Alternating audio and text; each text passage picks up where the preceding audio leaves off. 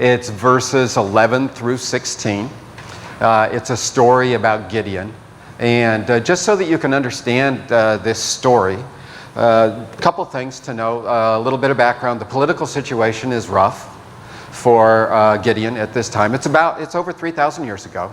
The nation of Israel has already grown. They've become a nation. They lived in Egypt in slavery for a while. God rescued them out of Egypt. Talk about the 10 plagues. He brought them away from Pharaoh. He rescued them by dividing the Red Sea so that they could walk on dry ground, and then the waters came back and they drowned Pharaoh's army, so they were able to escape. They wandered in the wilderness for 40 years trying to figure out what it meant to follow God. They eventually invaded the Promised Land, and they took residence there, and the tribes carved out different areas, and they were assigned to different territories in this nation. But in the process of settling in this nation, they didn't wipe out all of the pagan religion. They didn't wipe out all of the pagan idols. And so even though God has brought them out of Egypt into this wonderful place, they still fall away. And so in the book of Judges, what you see is you see a roller coaster for the nation of Israel. You see them where there are times where they are worshiping God and they are following God and their nation is being blessed. But then there are other times where they're falling away and they're worshiping pagan idols, and God, to bring them back, allows the nations surrounding them to attack them so that they will cry out in their weakness to God to be rescued.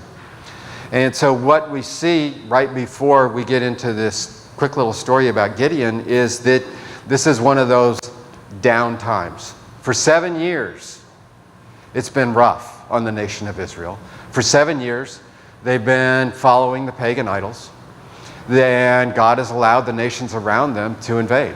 The nation of Midian has been coming in for 7 years. It's been raiding the farms. It's been burning villages.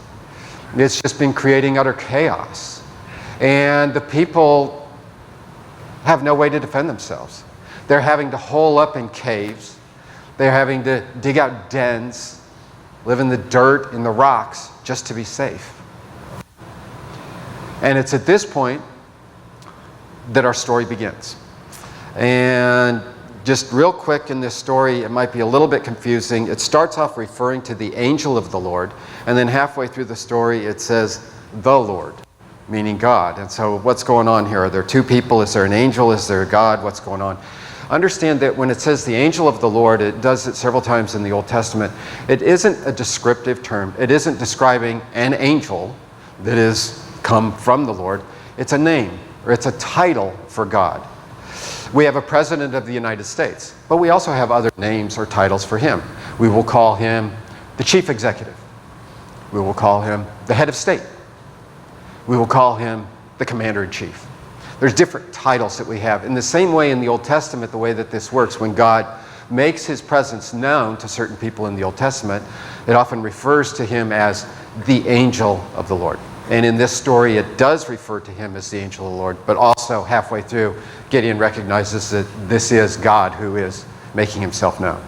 And so what we see in Judges 6, beginning at verses 11 through 16, the Bible tells us that the angel of the Lord came and sat down under a large oak tree belonging to Joash the Ezrite. He sat down while Gideon, Joash's son, was beating out wheat in a winepress to hide the wheat from the Midianites. So the angel of the Lord appeared before Gideon, and the angel of the Lord said to Gideon, "The Lord is with you, O mighty man of valor." And Gideon said to the angel of the Lord, "If the Lord is with us, why then has all this happened to us?" Where are the Lord's wonderful deeds that our fathers have told us about, saying, Did not the Lord bring us up from Egypt? But now, the Lord has forsaken us. The Lord has given us into the hand of Midian. Now the Lord turned and said to Gideon, "Go in this strength of yours and save Israel from the hand of Midian." And Gideon said, "Please, Lord, who am I to save Israel? My clan is the weakest of Manasseh. I am the least in my father's house." The Lord said to Gideon, "But I will be with you, and you shall strike Midian as one man."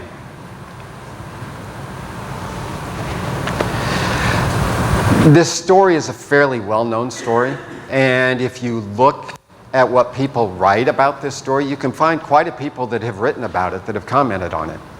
And when they comment on it, they're fairly critical of Gideon.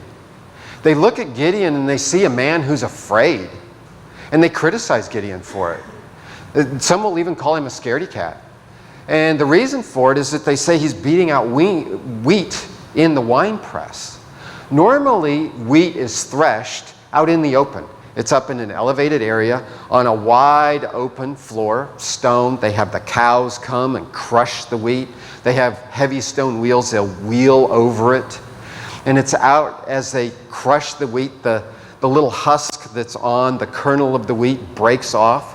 They call this husk chaff because when it's broken from the wheat, it's very lightweight. So they want it up high in the open so that as they break it off, the breeze will blow the chaff away so that the only thing that they have left is the kernel, the fruit of the wheat that they can then gather up and ground down into flour. But Gideon isn't doing it the normal way. Instead, he's in a wine press. These wine presses, we know from archaeology and that kind of a thing, they were down in valleys. They weren't up high. They weren't big and open like the threshing slabs. They were carved into stone, and they were smaller. They had walls on them, probably 2 to 3 feet high. They could have been rectangles or circles. They would put the grapes in them, and then people would stomp on the grapes, and then the juice would go down a trough, and it would settle in another stone container, and it would just sit there and ferment.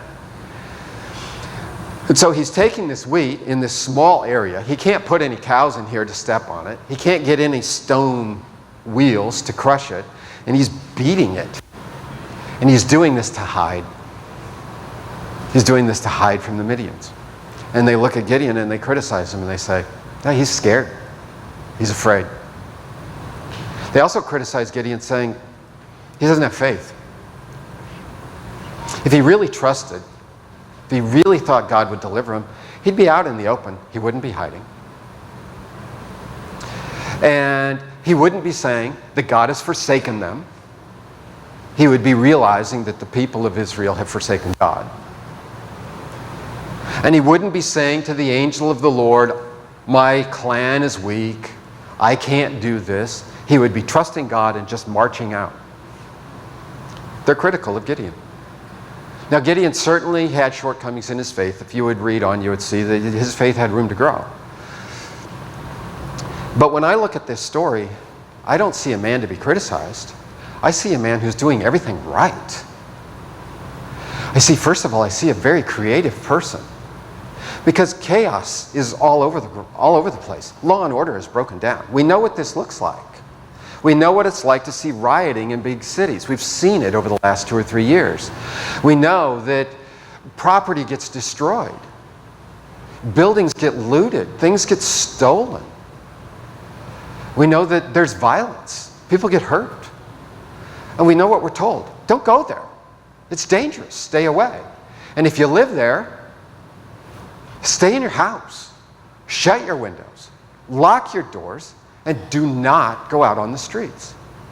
And in this area, we can see that's what the people of Israel have done. They've gone into the caves. They've dug out dens. They're hiding. They're protecting themselves. But they've still got to eat. They've still got to expose themselves. And I see that's what Gideon is doing. And he's doing it in a very creative way. Okay, fine, he's not out on the slab. He's down in a wine press. But he's providing for his family. He's found a way to get out of the cave and harvest wheat so that there will be bread for his family. What he's doing is very good. It's creative. I also see him as a very hard worker. This is hard. We can use our imagination. He's beating this stuff. His muscles are going to get tired. He's going to sweat.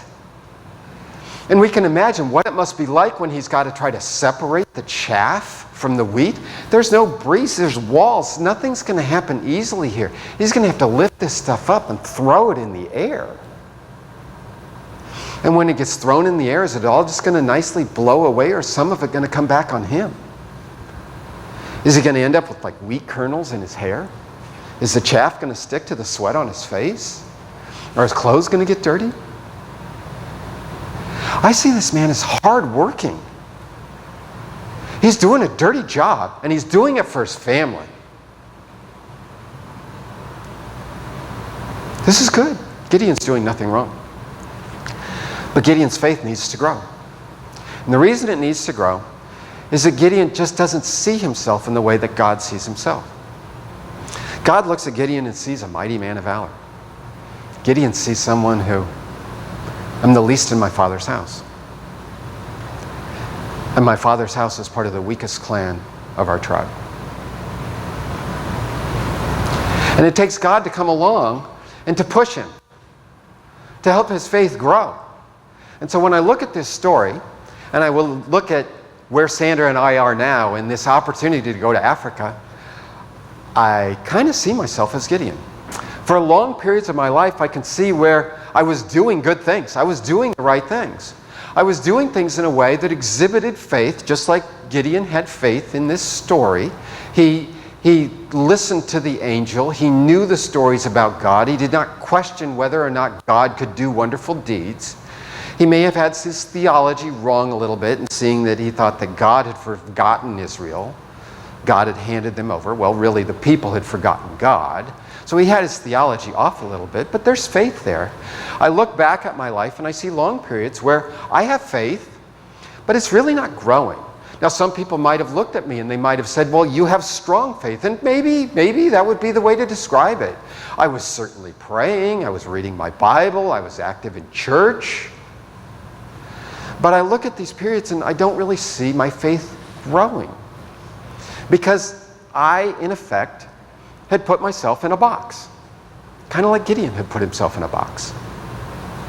It wasn't a box that is wrong. I was doing all the right things. I'm providing for my family.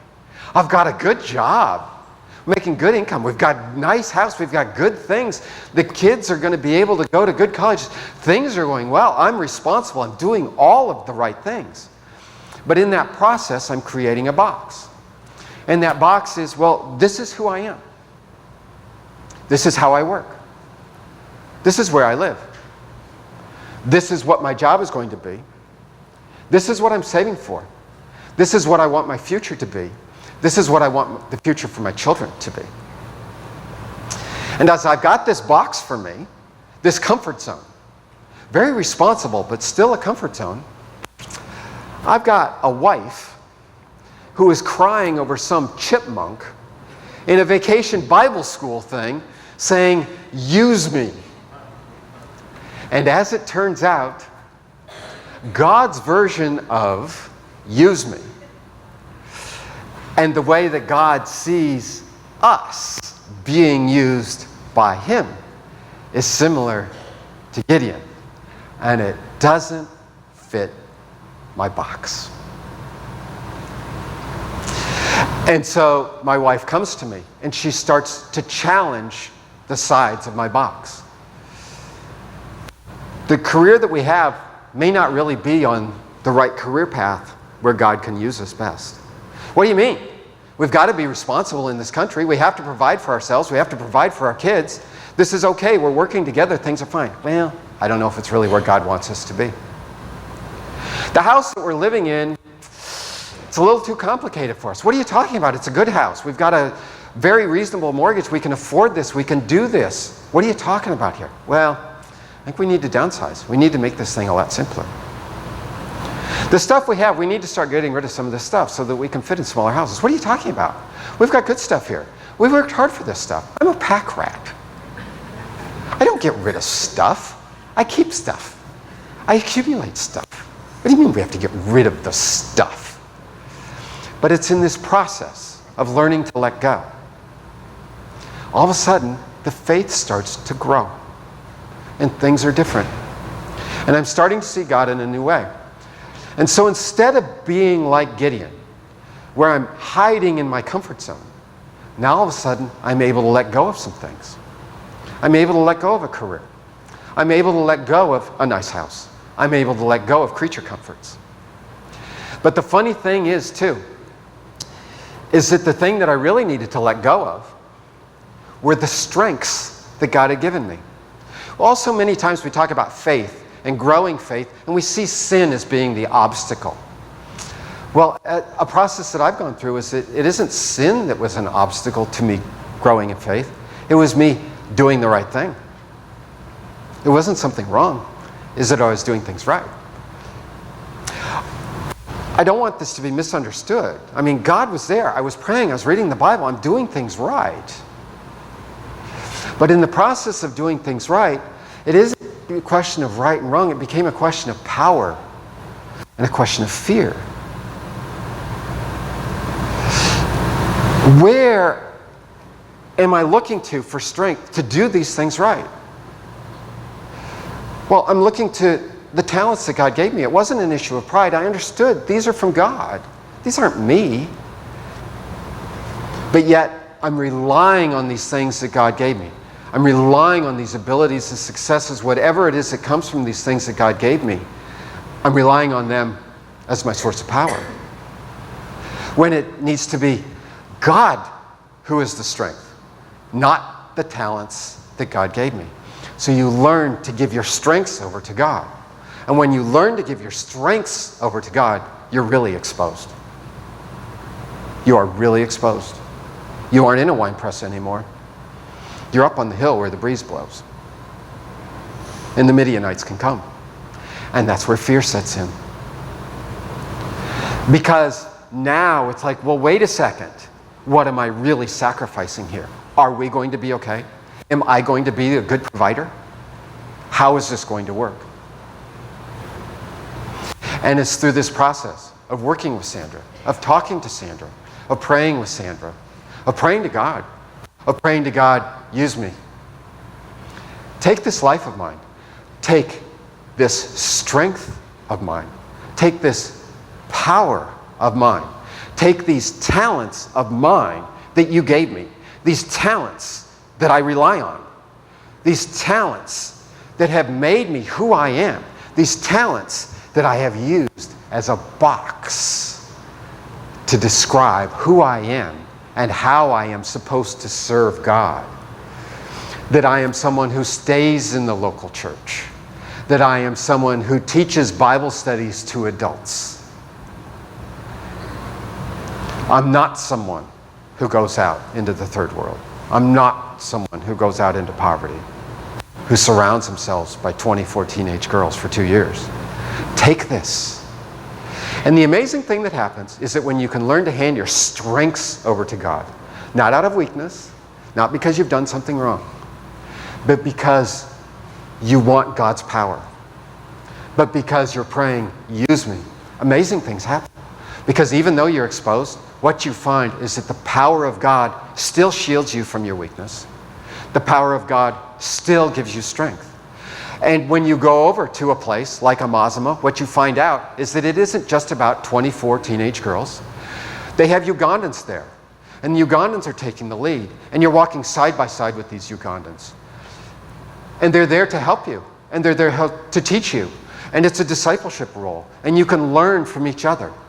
And you can grow. And you're being exposed to a new culture, a different culture that takes you out of your mindset that you have here. It takes you out of the box that you have of how you see people here, of how you see yourself serving here. And it allows you to get to know God in a deeper way because He takes you to a deeper place.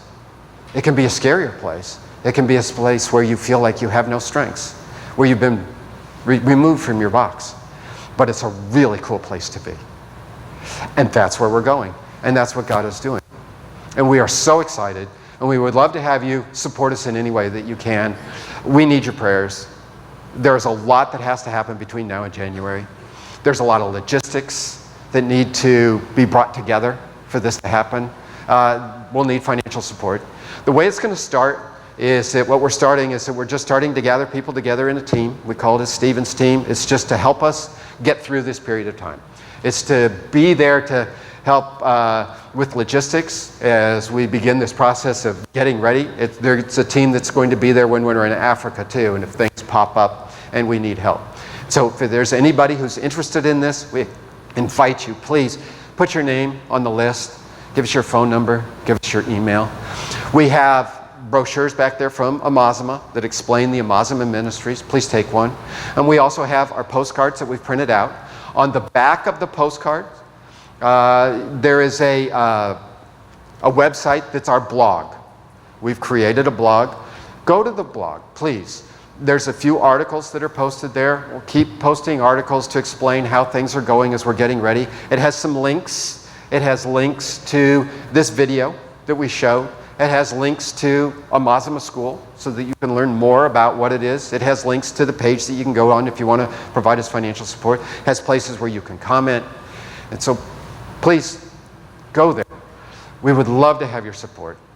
And in this process, even though it's been Sandra and I up here talking, please, it's not about us. It's about God. We don't want this to be about us. We want this to be about God.